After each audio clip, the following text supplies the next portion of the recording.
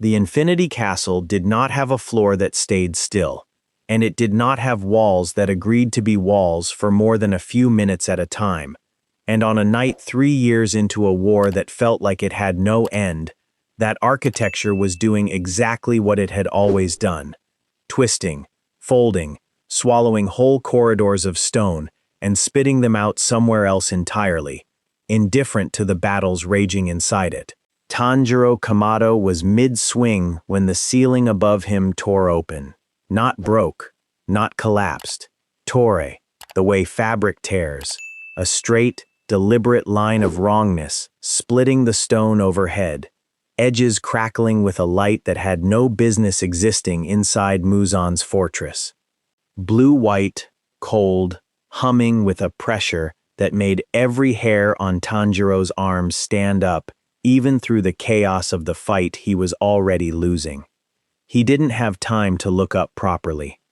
The lower-rank demon he'd been trading blows with, fast, insectile, 6 arms tipped in serrated bone, used the half-second of Tanjiro's distraction to close the gap, and Tanjiro barely got his blade up in time to keep his throat where it belonged. "Focus!" Giyu's voice cut through the corridor from somewhere behind him, flat as ever, already moving to flank. "Whatever that is, it isn't ours to deal with yet." Then, something fell through the tier. It didn't fall like a person should. There was no scream, no scrabbling, no flailing arms trying to find purchase on air that offered none. A boy, young, black hair swept back, black shirt open over gray, dropped through 12 feet of collapsing stone corridor, like gravity was a suggestion he'd decided, mid-descent, to mostly ignore. He landed in a crouch that barely dented the floor, straightened up, and looked around the twisted hallway with the mild, faintly put-upon expression of someone who'd walked into the wrong room at a party. The insectile demon didn't hesitate. It never did. Demons that had survived long enough to earn a rank had survived by acting first. It pivoted off Tanjiro entirely, 6 clawed arms already reaching, and closed the distance to the newcomer in under a second. Android 17 caught the nearest claw between 2 fingers. Not blocked, not deflected, caught. The way you'd catch a thrown ball you weren't particularly impressed by. And the demon's own momentum did the rest. The arm crumpled at the joint with a wet crack that made even Giyu's face flicker, with something close to surprise. The demon shrieked, tried to pull back, tried to regenerate the ruined limb the way it had 10,000 times before, against blades that couldn't cut fast enough to stop it. 17 didn't give it the chance. His free hand came up, open palm, and a small point of blue-white light gathered there for less than a heartbeat before the demon simply came apart. Not cut, not burned, just unmade, ash scattering across stone that immediately began reshaping itself into a different hallway entirely. Silence for a second. The kind of silence that a battlefield doesn't usually get. Tanjiro lowered his blade an inch, breathing hard, blood on his sleeve from a graze he hadn't noticed happen. "Did you just—" "Yeah."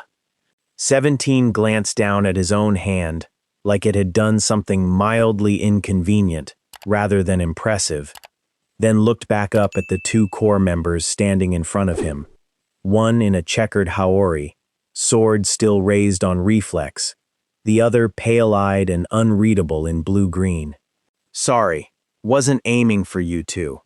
Big ugly thing was in the way, and it looked like it was about to make a mess of you." Giyu's grip on his sword didn't loosen. "Who are you?" "Good question." 17 turned in a slow circle, taking in the impossible geometry of the corridor. Stairs that led sideways into more stairs. A window set into a wall that showed a different room entirely. The whole space breathing like something alive and wrong. "I was standing in the middle of a fight about 5 minutes ago, and it wasn't this one." He paused. "Actually, where is this?" because I've fought in some strange places, but a building that doesn't believe in physics is new. This is the Infinity Castle, Tanjiro said carefully, still watching him the way you'd watch a wild animal that hadn't decided yet whether to be dangerous. It belongs to Muzan Kibutsuji. We're at war with him, have been for years. Muzan Kibutsuji. 17 repeated the name flatly, filing it away without much visible reaction. Never heard of him. He the one running this place? He's the reason it exists, Gyu said. His sword hadn't lowered. Everything in this castle serves him, whether it knows it or not. That includes the walls. As if summoned by the sentence itself, the corridor lurched, stone grinding against stone, the floor tilting 15 degrees before settling, and from a newly opened archway at the far end, 3 more shapes emerged. Demons, all of them, drawn by the death of the one that had just been erased. Not lower ranks this time. These moved with the unhurried, predatory confidence of things that had survived long enough to stop being afraid of core swordsmen. Tanjiro's stance shifted instantly, breath dropping into rhythm. Upper rank scouts, Gyu. I see them. Gyu's blade had already caught the light. 17 didn't move from where he stood. He just looked at the 3 demons with the same expression he'd have given a queue at a store that was moving slower than he'd like. You 2 want these, or should I just... Stay behind us, Gyu said, already stepping forward. You have no idea what you're... The nearest demon crossed the distance in a blur of speed that had ended careers, ended lives, ended entire squads of Kikuchi retrieval units who hadn't seen it coming. Its claws, long, curved, edged with something that hummed faintly with cursed energy, swept toward 17's throat, in a strike built to open a person from collarbone to hip in a single pass. It connected. The claws raked across 17's neck, with a sound like metal dragging over stone, and stopped there, having accomplished precisely nothing. No blood, no wound, not even a mark on the skin, or what looked like skin. The demon's face, for the half-second it had a face left to make an expression with, twisted into something between confusion and the first flicker of real fear it had felt in decades. Huh, 17 said, mildly. That tickled. His hand found the demon's wrist and closed around it. There was no struggle, no contest of strength, the way Tanjiro understood contests of strength. No muscles straining, no blade meeting resistance and needing to cut through it. There was simply a decision, made and executed in the same instant, and then the demon's arm was gone at the shoulder, and then the demon itself was a spreading cloud of ash before it had time to register what dying felt like this far into its unnaturally long existence. The other 2 didn't hesitate the way most creatures would have. They'd lived past the instinct that told weaker things to flee from something incomprehensible. Instead, in perfect unspoken coordination, they split, one lunging low at 17's legs, while the other arced high, cursed energy gathering into twin blades of condensed shadow along its forearms, aiming to bracket him between 2 angles no ordinary opponent could defend simultaneously. 17 tilted his head, unimpressed, and didn't bother dodging either. The low one's claws shattered against his shin like it had struck a stone pillar rather than a leg. The high one's shadow blade connected with his shoulder and simply stopped, the cursed edge failing to so much as crease his shirt, the demon's own momentum stalling out mid-strike as though it had hit an invisible wall built from something the blood demon art had no vocabulary for. Okay, 17 said, and for the first time, there was a note of actual interest in his voice. That's a new kind of attack, at least. Doesn't do anything, but I'll give you points for creativity. He ended them both in the next 2 seconds, No ceremony, no buildup, just enough force applied in exactly the right places, and then the corridor held only ash, drifting in slow spirals toward a floor that was already beginning to fold itself into something else. Tanjiro stood very still, sword still raised, though there was nothing left to swing it at. He looked at Giyu. Giyu looked back, and for once his expression wasn't unreadable. It was the particular stillness of a man doing very fast, very uncomfortable math.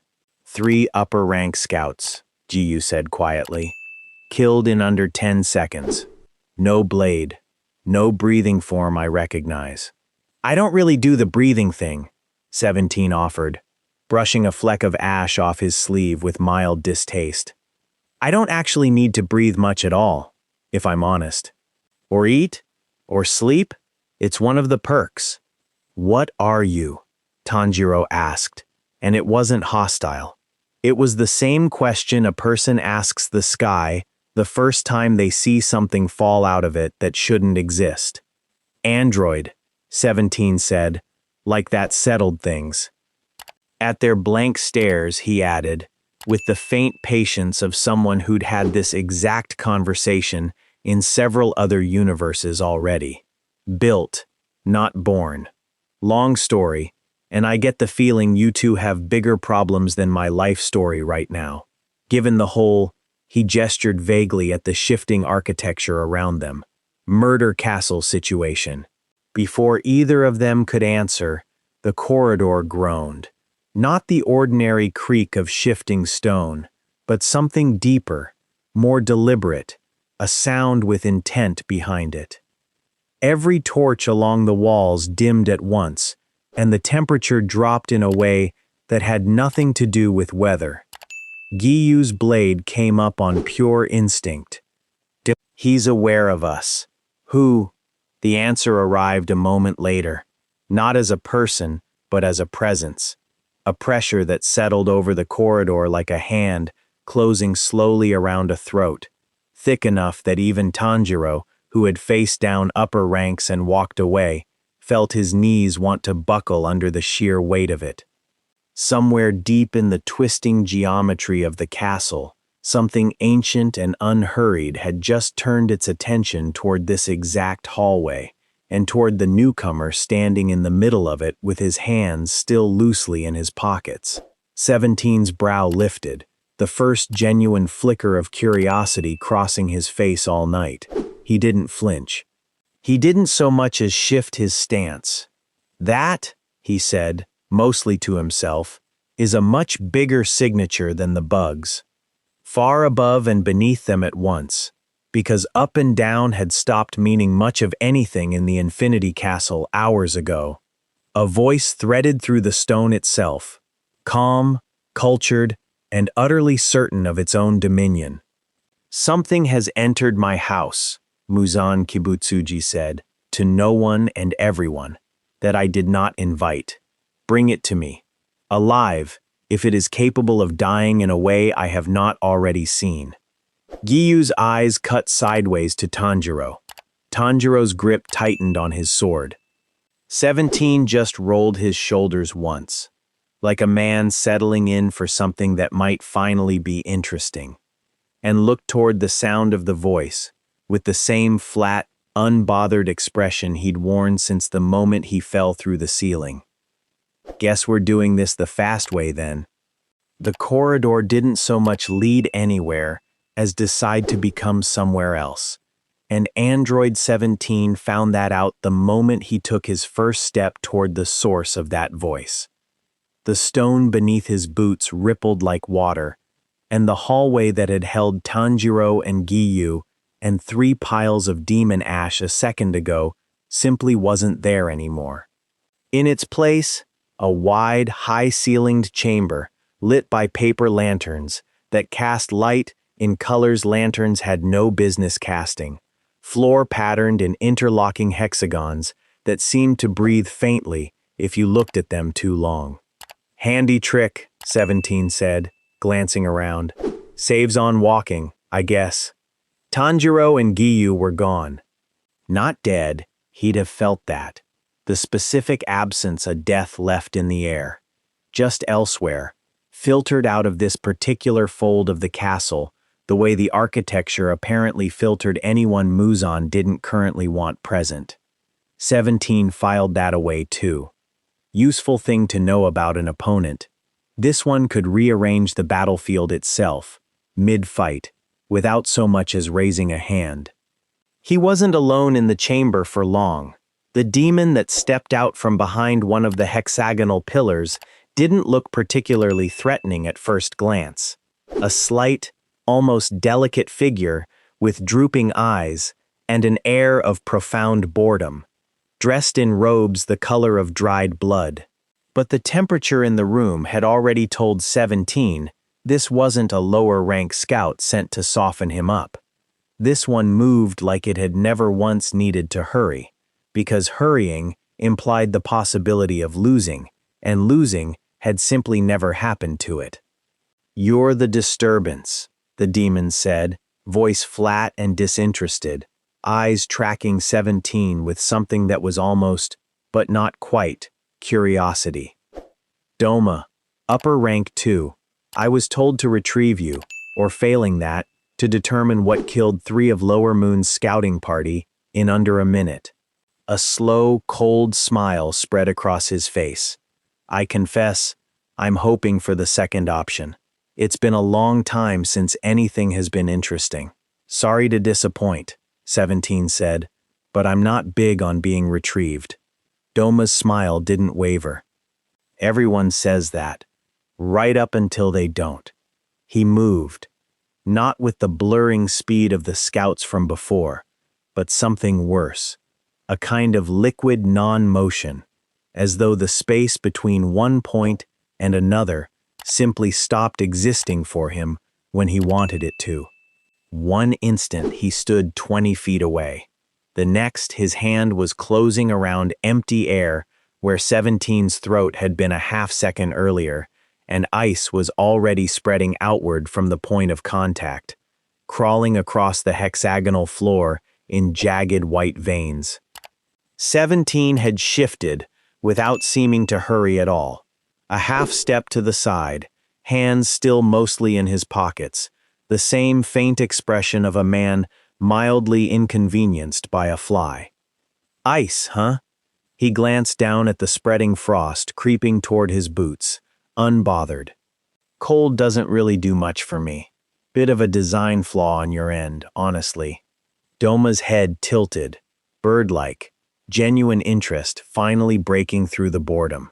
"You didn't even try to dodge that properly. You just moved out of the way, like a man stepping around a puddle." He straightened, robes settling, and the temperature in the room dropped further, frost creeping up the pillars now, blooming across the lanterns. "Let's see how you step around this." The chamber filled with ice in the space of a single breath. Not a wave, not a wall, but an environment. Spikes and sheets and jagged formations erupting from every surface simultaneously. A 1,000-point assault meant to shred anything caught inside it, from every conceivable angle at once. It was, 17 had to admit in the half-second, he had to admit anything, a genuinely well-designed attack. Against something that could be cut. He didn't bother moving. The ice broke against him the way waves break against a seawall. Not deflected, not absorbed, simply irrelevant, shattering into harmless fragments the moment it made contact with skin that had never once, in its entire existence, needed to worry about being cut. When the chamber's brief, violent bloom of frost subsided, 17 stood exactly where he'd been standing, a light dusting of ice crystals on his shoulders, expression unchanged. For the first time, Doma's smile faltered. "That should have what?" 17 brushed the frost off one shoulder, almost lazily. "Cut me? Frozen me solid? I get that a lot from ice guys. It's usually the first thing you try." He took a step forward, and something in his posture shifted. Not aggressive exactly, but final. the stance of someone who had decided the conversational portion of the fight was over. I've fought people who could freeze entire planets. You're not that. You say that, Doma said, recovering his composure with the practiced ease of something that had survived centuries by never letting fear show, as though I've shown you everything. His smile sharpened, thinned. Blood demon arts aren't the only weapon a demon carries, little traveler. I am upper rank too for a reason older than ice. He lunged again, and this time it wasn't ice at all. His hand drove toward 17's chest with strength that had crushed Hashira-grade bone in the past. A blow meant to punch clean through a ribcage and stop a heart mid-beat. It connected with a sound like a hammer striking an anvil, and Doma's arm buckled at the wrist. He staggered back, cradling the limb, and for the first time genuine alarm crossed his face. Not fear of death. Demons that old rarely feared that outright, but the much rarer, much colder fear of encountering something that made centuries of accumulated strength suddenly, completely meaningless. You're not flesh, Doma said slowly, understanding dawning even as pain sharpened his voice. You're not, what are you? Machine, 17 said. Built, not born. I get that question a lot too, for what it's worth. He rolled his shoulder once, unhurried. Look, I don't actually want to kill you. I don't know you. I don't know this place. And generally, I try not to erase things I don't have a good reason to erase. So here's a thought. You go tell your boss that whatever he's expecting to walk through that door, I'm not it. And maybe we skip the part where I have to demonstrate that twice. Doma's composure snapped back into place, brittle but present, his damaged wrist already beginning to knit itself back together in a slow crawl of regenerating flesh. You misunderstand your position, he said, voice regaining its cold, bored cadence. I don't answer to fear here. Muzan-sama has already decided you're worth his personal attention. That's not a courtesy extended lightly. His eyes narrowed, calculating now rather than merely curious. Which means, traveler, that whatever you are, he already suspects it's dangerous enough to be worth watching closely before deciding whether to kill it or use it.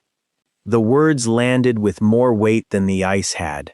17's easy posture didn't change, but something behind his eyes sharpened, filed the sentence away as information rather than dismissed it as posturing.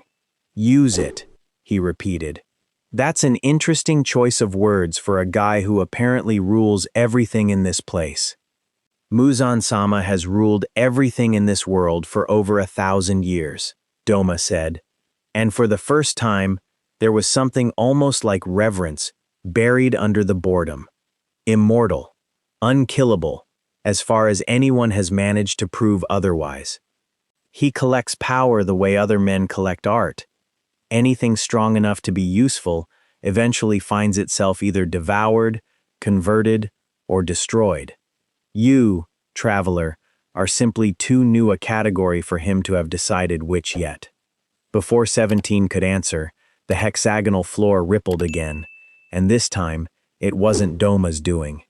The temperature in the room, already lowered by the ice demon's presence, dropped further still, deeper, a cold that had nothing to do with any blood demon art, and everything to do with something ancient, noticing a room it hadn't personally chosen to enter yet. Doma's spine straightened instantly, all traces of boredom gone, replaced by something that looked remarkably like a soldier snapping to attention. Muzan-sama, he said, bowing his head toward a doorway that hadn't existed a moment before, and now simply did, an archway of black stone opening into a corridor, lit by no visible source at all. 17 turned toward it, unhurried, hands finally leaving his pockets. Not in preparation for violence. Exactly. More the small, automatic gesture of a man deciding a conversation had finally become worth his full attention. A figure stepped through the archway.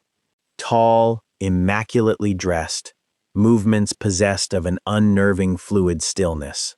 A man built from careful angles and colder calculation. Dark eyes that held no pupils worth the name. Only a depth that seemed to go back centuries and forward into whatever came after centuries stopped mattering. So, Muzan Kibutsuji said, voice quiet, cultured, and carrying the particular certainty of something that had genuinely never once been told no, and meant it. You're the thing my castle didn't ask for. He studied 17 the way a jeweler studies an uncut stone. Not with fear, not even with particular urgency, but with the patient, proprietary interest of something used to deciding, eventually, exactly what everything around it was for. Doma tells me you shrugged off his blood demon art without effort, Muzan continued, taking a slow step further into the chamber, robes and shadow seeming to move as one. That's either a very impressive trick, or you are precisely as dangerous as the disturbance in my castle's fabric suggested when you arrived. His head tilted, fractionally, the gesture of something cataloging a specimen. I find I am, for the first time in a very long while, genuinely curious which. 17 met the ancient thing's gaze without flinching, without the faintest ripple of the fear that had, by all rights, broken stronger wills than his in that same room. Guess there's only one way to find out, he said. But I'll warn you now, I'm really not in the mood to be collected. Muzan didn't attack immediately. That, more than anything Doma had said, told 17 something worth knowing. This wasn't a creature that led with force out of habit. It led with force when it had already decided force would work, and right now it hadn't decided anything yet. Doma, Muzan said, without looking at him, leave us. The upper rank bowed, ice still crackling faintly along the floor, where his damaged wrist had bled cold instead of blood, and dissolved back into the shifting architecture without another word. Whatever fear Doma carried toward his master ran deeper than any curiosity about how this fight would end. You don't want an audience, 17 observed. I don't require one. Muzan's steps carried him in a slow half-circle, unhurried, robes trailing across hexagonal stone that seemed to still itself in his presence, as though even the castle's chaotic geometry knew better than to misbehave this close to its owner. In 1,000 years, I have found that spectacle rarely improves an outcome. It only complicates the cleanup. Confident, earned, Muzan's dark eyes settled fully on him now, and something in the air changed. Pressure, the same crushing weight 17 had felt threading through the corridor earlier, except now it wasn't ambient. It was aimed.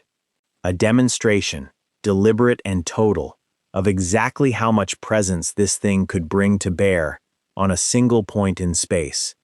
Every creature that has stood where you're standing has, without exception, eventually knelt. Some quickly, some after years of very educational resistance. I am not being cruel when I tell you this. I am being accurate. It will save us both time. Appreciate the warning. 17 didn't kneel, didn't so much as shift his weight. I'll pass, though. Something that might have been the ghost of genuine amusement crossed Muzan's face. Brief, cold, gone as fast as it arrived. You misunderstand. I wasn't asking. He moved. There was no wind-up, no visible transition between standing still and being somewhere else. One instant Muzan occupied the far side of the chamber.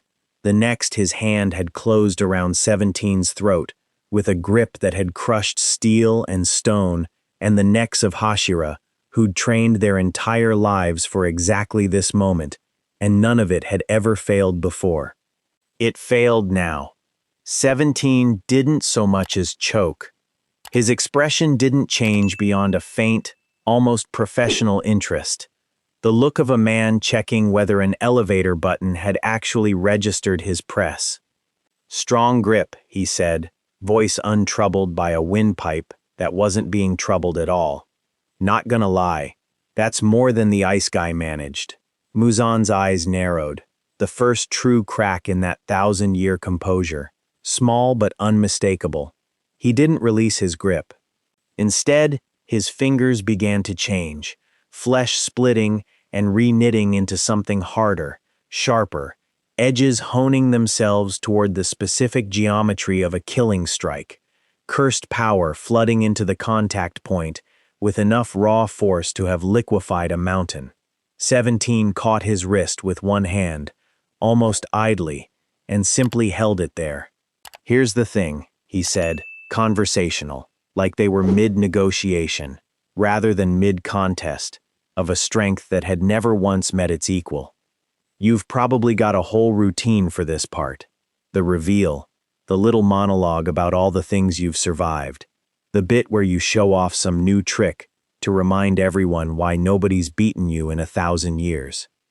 He tightened his grip, just slightly, and Muzan's arm, the arm that had reduced Hashira to paste, that had shrugged off blades forged specifically to end demons, didn't move another inch. "I'm not really here for the routine," he pushed.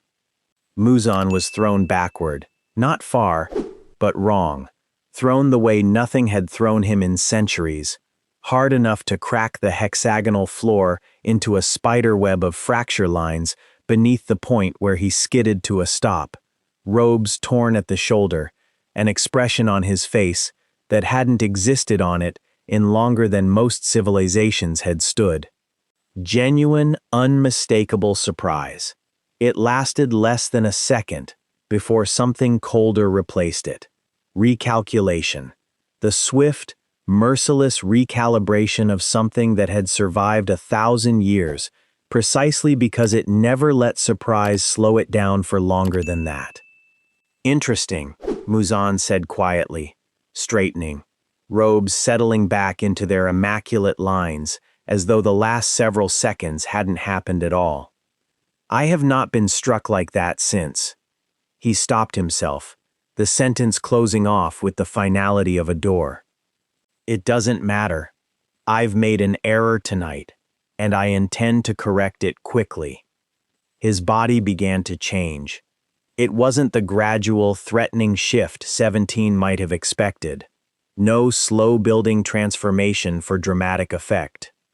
Muzan simply became something else in an instant, the elegant human shape sloughing away into something vast and asymmetrical.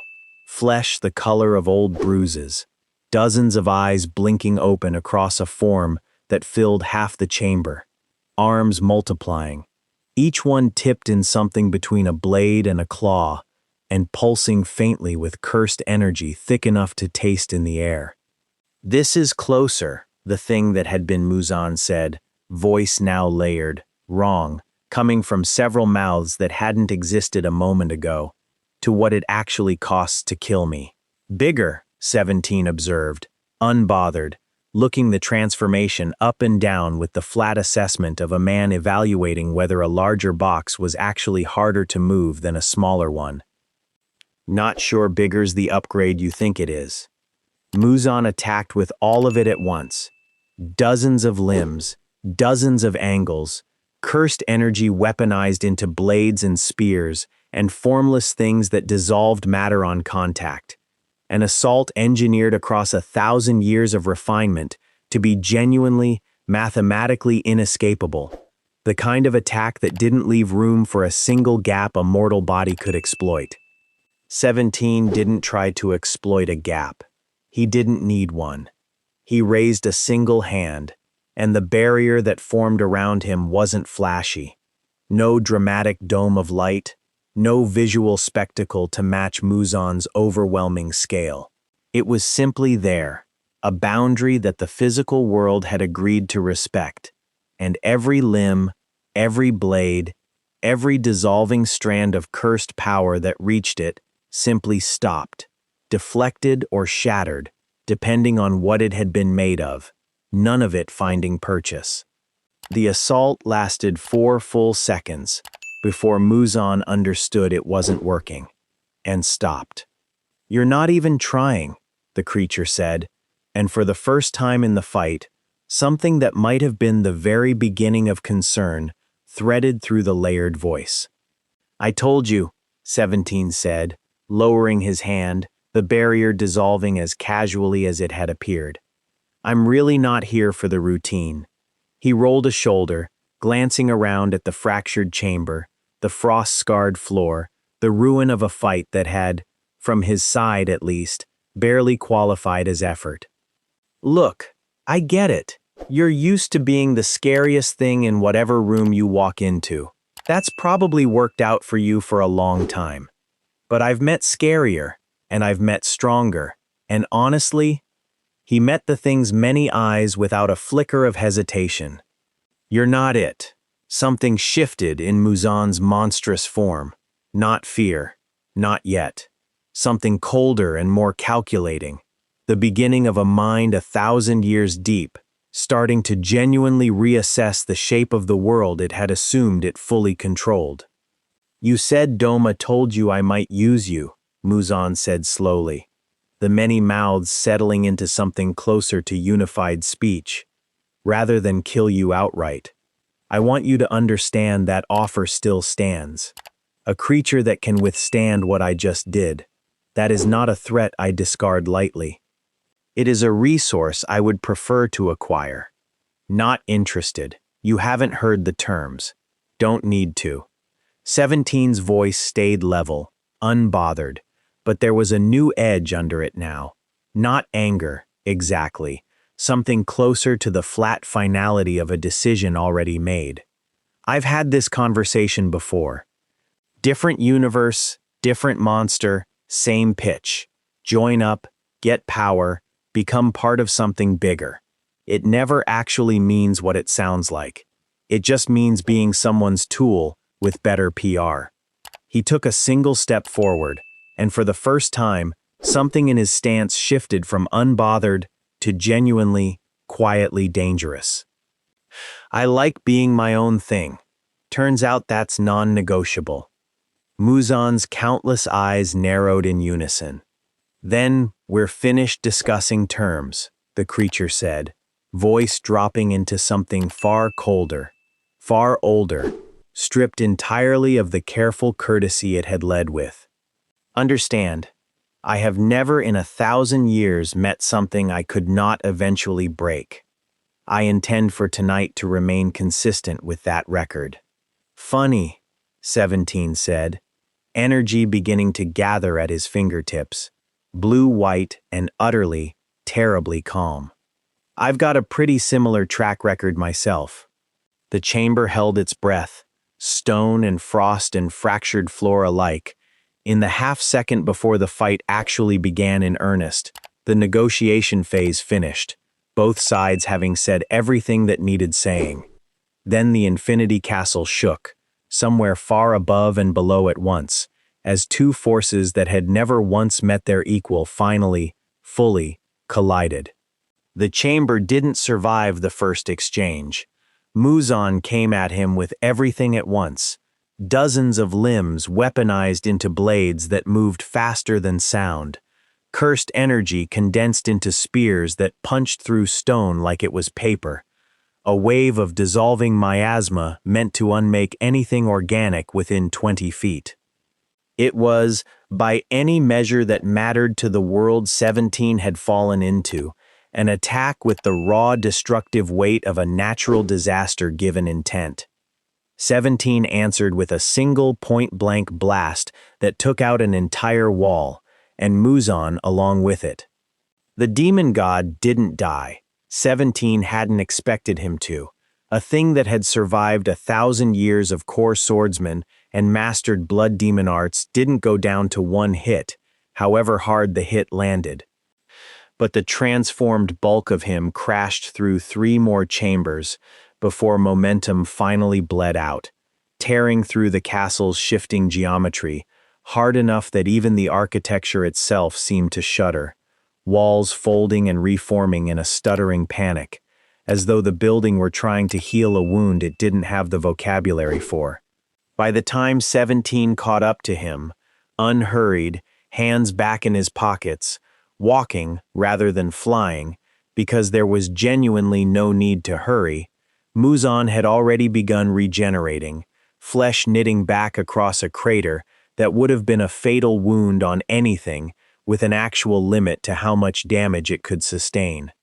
That's a neat trick too, 17 admitted, arriving at the edge of the crater. The healing thing. I've fought a guy who could do that. Took forever to actually finish him. If I'm honest, you had to get creative.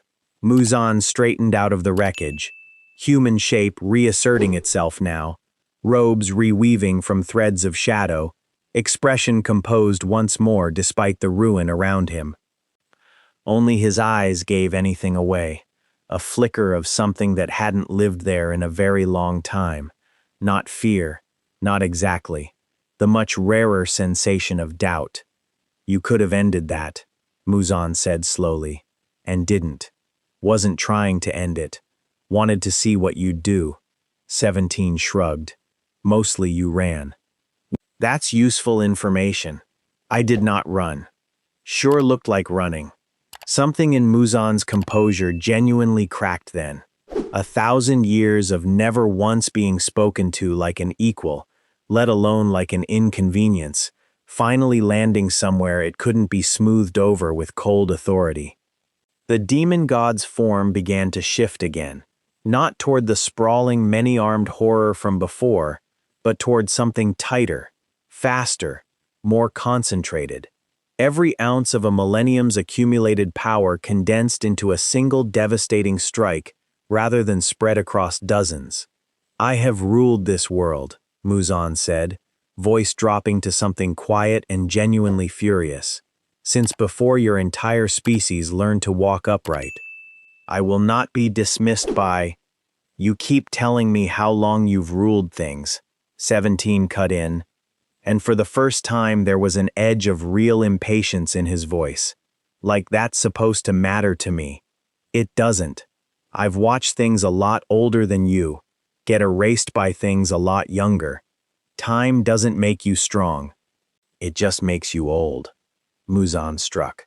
It was, without question, the single fastest and most concentrated blow the demon had thrown all night. Every trick honed across centuries collapsed into one motion, aimed not to wound, but to genuinely end. Cursed power condensed into an edge sharp enough to have cut through concepts, rather than merely flesh. 17 caught it between two fingers. The impact cratered the floor beneath them both. Shockwaves rippling outward through walls that hadn't finished healing from the last exchange. Dust and stone raining from a ceiling 3 chambers away.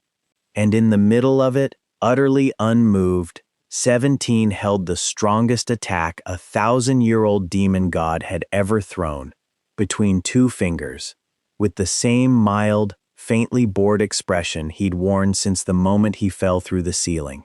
That's it? He asked. Muzan didn't answer. Couldn't, for a moment. Something in that ancient, calculating mind was doing the math it had avoided doing for the entire fight, and the math wasn't coming back in his favor. Here's where we are, 17 said, releasing the strike, letting Muzan stumble back under the recoil of his own unspent force. You've thrown everything you've got at me tonight. The ice guy's trick, the big form, the fast one just now. None of it worked, and I haven't actually tried yet. Not really. I've been curious. That's it. He took a step forward, and the air around him began to hum, faint and building, the specific quiet that precedes something enormous. I'm not curious anymore. For the first time in 1,000 years, Muzan Kibutsuji took a step back. It wasn't retreat, not exactly. Nothing in his nature allowed for anything so honest. But the castle itself seemed to sense the shift in him, walls rippling with sudden urgency, distant corridors folding and refolding, as though the entire fortress were trying to put distance between itself and whatever was about to happen in this room. "This is not finished," Muzan said, voice tight, already dissolving at the edges into shadow, into the castle's own fabric, using the one advantage he still genuinely held over his opponent, the fact that this entire fortress answered to him and could hide him inside its impossible geometry indefinitely if he asked it to. "You've made an enemy tonight that does not forget and does not forgive, being made to feel." The word came out like it cost him something to say. Uncertain. "Yeah, figured you'd run eventually," 17 said, watching the shadow retreat without bothering to chase it. "For what it's worth, I wasn't planning on finishing you tonight anyway. Wanted to see the shape of the thing first. Now I have." His eyes tracked the last of the shadow disappearing into the wall. "Next time's different." The chamber went quiet, the castle's frantic reshaping slowing back toward its usual restless drift, now that its master's immediate presence had withdrawn. It was into that quiet that Tanjiro and Giyu finally found their way back, the architecture apparently willing to let them through now that whatever filter had kept them out had lost its author's full attention. They arrived at the edge of the crater to find 17 standing alone amid wreckage that looked like it had been visited by a natural disaster, hands back in his pockets, expression unreadable. "We felt that from 3 corridors away," Tanjiro said, breathless, sword still drawn. The whole castle shook. "What?" He took in the scale of the destruction properly for the first time, and his voice dropped. "Was that Muzan? Yeah. You fought him. Directly." Giyu's voice carried something 17 hadn't heard from him yet. Not quite awe, something more careful than that. "And you're standing here." "He ran," 17 said simply. "Wasn't expecting that, honestly, given how confident he was walking in. Guess even 1,000-year-old demon gods don't like bad odds." Tanjiro stared at him for a long moment, taking in the boy in front of him. Unbothered, unwounded, standing in the wreckage of a fight that should have, by every rule the Corps had ever operated under, ended in either his death or Muzan's, and had instead ended in neither. "You could have killed him," he said slowly. "Couldn't you?" Just then. "Maybe. Wasn't sure enough to bet on it. And I don't like betting when I don't have to." 17 glanced toward the direction the shadow had fled. "He's got tricks I haven't seen the bottom of yet. Guys had 1,000 years to build a bag of them. Next time I'll know more, and it won't take as long." Giyu sheathed his sword slowly, watching him with an expression that had shifted somewhere in the last few minutes from wary suspicion into something closer to grim calculation. "There is no next time in this war. That comes cheap. Whatever you are, you've just done something no one in the history of the Corps has managed. You made Muzan Kibutsuji retreat. Wasn't trying to make history." 17 shrugged, already turning to survey the ruined chamber, the twisting corridors beyond it, the whole strange, war-torn shape of a world he hadn't asked to fall into, and didn't especially regret falling into either. Just wasn't in the mood to lose tonight. Somewhere deep in the castle's shifting architecture, in a chamber that answered to no one but him, Muzan Kibutsuji sat in silence for a long time, turning over, for the first time in 1,000 years, the genuinely unfamiliar shape of a threat he did not yet know how to end. The Infinity Castle kept turning that night, folding and unfolding through corridors that answered to a will, still recovering from the first real doubt it had felt in 1,000 years. Tanjiro and Giyu carried word of what had happened back through the war's shifting front lines. Not victory, not yet, but something the Corps hadn't had in longer than anyone could remember. Proof that Muzan could be made to hesitate. 17 didn't stay to be thanked for it. Gratitude had never been what he was after. And the war wasn't his to finish. Not really. Just one he'd landed in the middle of, and one he wasn't especially inclined to walk away from either. He found a quiet stretch of ruined corridor, sat down against a wall that had finally decided to stop moving, and waited to see what this strange Blade and Wisteria world would throw at him next. Somewhere above him, past a castle that no longer felt quite as certain of itself, the war went on. But for the first time in 1,000 years, it went on with Muzan Kibutsuji looking over his shoulder, wondering, in the long, cold hours before dawn, whether the thing that had fallen through his ceiling was finished with him yet. It wasn't, not by a long way.